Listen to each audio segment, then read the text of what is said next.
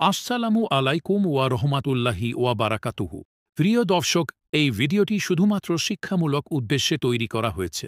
অনুগ্রহ করে সম্পূর্ণ ভিডিওটি মনোযোগ দিয়ে দেখুন এবং আমাদের channel Mohammad Hossain TV subscribe করতে ভুলবেন না। চলুন শুরু করি। তাওয়াফ মুসলমানদের জন্য এক মহা ইবাদত। কিন্তু আপনি কি কখনো ভেবেছেন কেন কাবা শরীফকে 7 বার ঘিরে তাওয়াফ করতে হয়? কেন 5 বা 10 বার নয়? ঠিক 7 বারই কেন? এই প্রশ্নের উত্তর শুধু ইসলামী বিধানে সীমাবদ্ধ নয়, বরং এর পেছনের রয়েছে ইতিহাস, আত্মিক শিক্ষা এবং সৃষ্টি জগতের এক অপূর্ব মিলন। কোরআনে 7 সংখ্যাটি বহুবার এসেছে। 7 কি আসমান, 7 কি জমিন, সূরা ফাতিহার আয়াত 7 কি, এবং এমনকি দোজখের দরজাও 7টি। তাই 7 সংখ্যা আল্লাহর দৃষ্টিতে একটি পূর্ণতা এবং ভারসাম্যের প্রতীক। তাওয়াফের প্রতিটি চক্কর আত্মার এক একটি স্তরকে শুদ্ধ করে। প্রথম চক্কর নিয়ত, দ্বিতীয় চক্কর তোবা, তৃতীয় আত্মসমর্পণ, চতুর্থ ধৈর্য, পঞ্চম আল্লাহর প্রতি বিশ্বাস, ষষ্ঠ কৃতজ্ঞতা এবং সপ্তম ঈমানের পূর্ণতা। তাওয়াফ মানে শুধু ঘোরা নয়, বরং এটি একটি আত্মিক সফর। এটি আমাদের শেখায় জীবনের প্রতিটি মুহূর্ত আল্লাহকে কেন্দ্র করে কাটাতে। কাবা শরীফ হল আমাদের ঈমানের কেন্দ্রবিন্দু, আর তাওয়াফ হল সেই কেন্দ্রকে ঘিরে আত্মার ধ্যান। সুতরাং তাওয়াফের 7 বার শুধু একটি সংখ্যা নয়, এটি একটি ঈমানি বিপ্লব। জাবির ইবন আবদুল্লাহ রাদিয়াল্লাহু আনহু থেকে বর্ণিত, রাসূল সাল্লাল্লাহু আলাইহি ওয়াসাল্লাম বলেছেন, তোমরা আমার থেকে হজের নিয়ম শিখে নাও, কেননা আমি জানি না, হয়তো এরপর আমি আর হজ করতে পারব না। সহিহ বুখারী হাদিস নং 1613। অন্য আরেকটি হাদিসে এসেছে, নবী ও সাহাবাগণ কাবা শরীফকে 7 বার ঘিরে তাওয়াফ করতেন। এই হাদিসে 7 বার শব্দটি স্পষ্টভাবে এসেছে। সহিহ মুসলিম হাদিস নং 1218। আপনি কি আগে জানতেন এই রহস্য? জানলে ভিডিওটি শেয়ার করুন। ইসলাম প্রচারে অংশ নিন।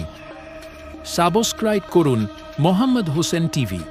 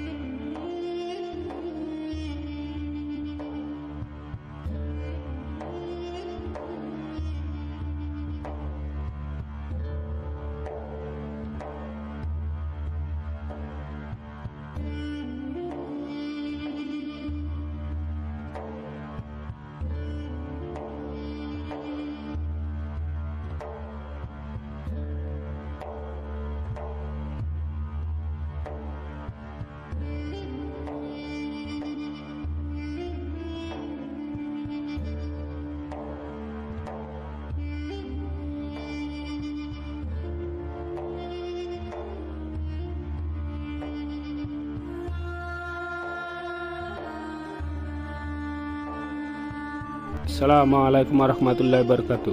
এটা একটি ইসলামিক চ্যানেল। এখানে নিত্য নতুন ভিডিও পাবেন।